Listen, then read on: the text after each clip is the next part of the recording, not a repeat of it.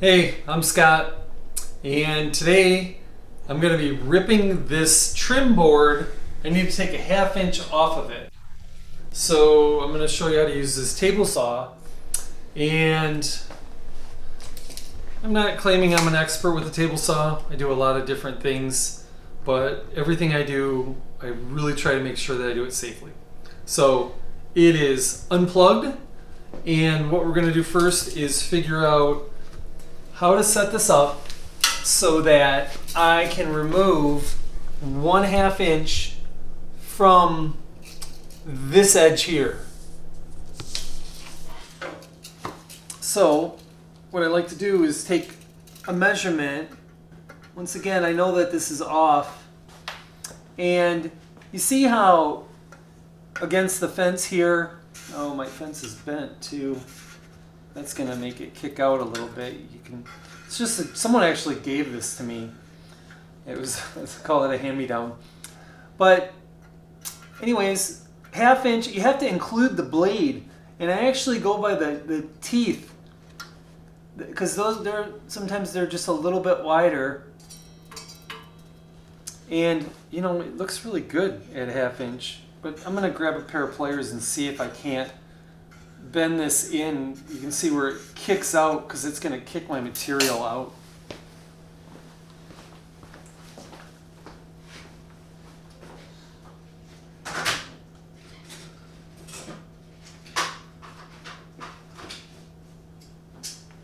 Pair of pliers and maybe a hammer. The fence is adjustable. Little handle at this side where I can move this fence in or out. But let's try to see if we can't straighten that.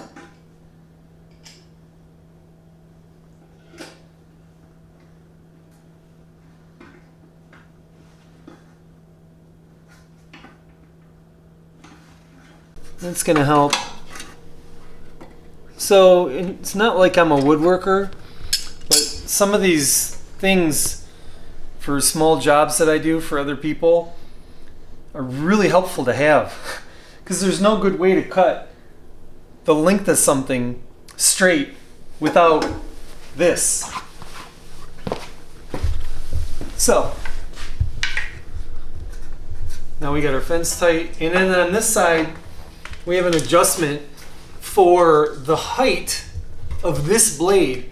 And what I'm trying to do is keep it approximately where it's just going to cut through the material, as you can see there. But it's really slick where you can raise or lower this saw blade. But it's safer to keep it near the height of the material that you want to cut through.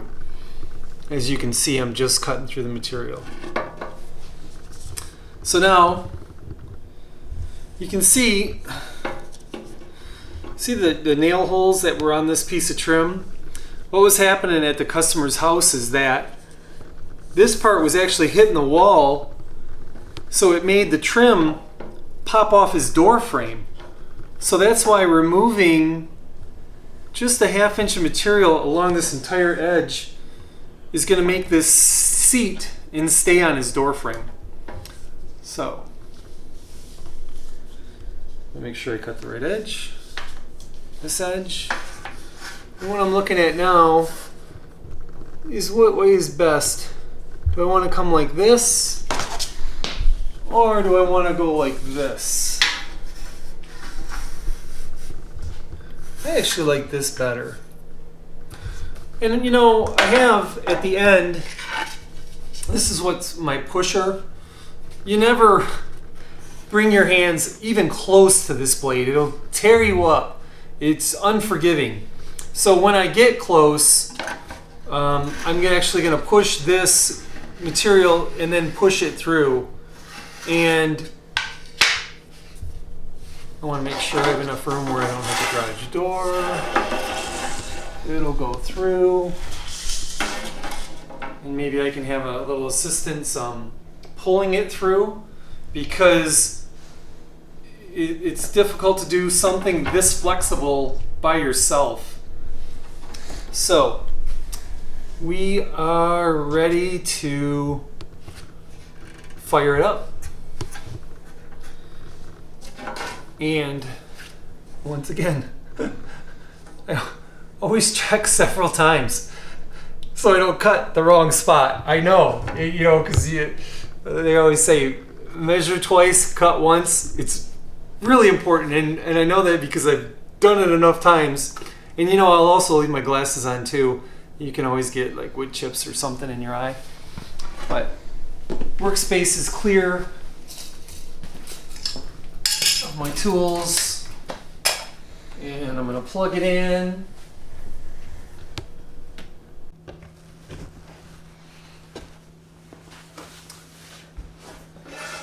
And now I'm going to fire it up. And I've already checked that. You know, anything can go wrong. You know, I work at a Ford plant, and it's really important to check everything. If something hasn't been used for a long time, I already checked that the blade, the bolts that hold it on are tight, and I'm on a stable footing. You just try to think of everything. But here we go.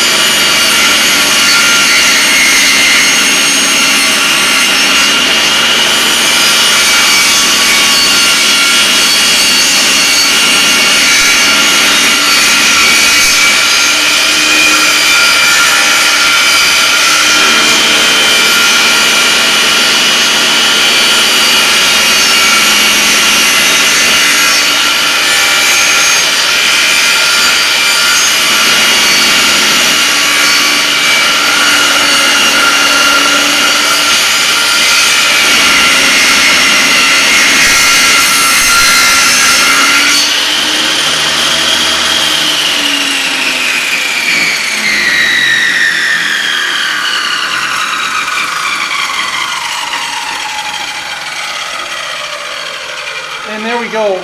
Well, when we got to the end, well, you can see, better to stop than just keep going and have an accident happen. But it's so thin that literally I'm going to be able to take my knife, my razor knife, and just cut that little bit excess off.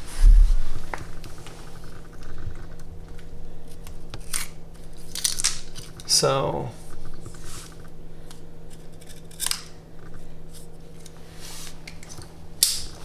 there we go. And now this nice little trim piece, because this part was hitting the wall, is going to nail up along the door frame just fine.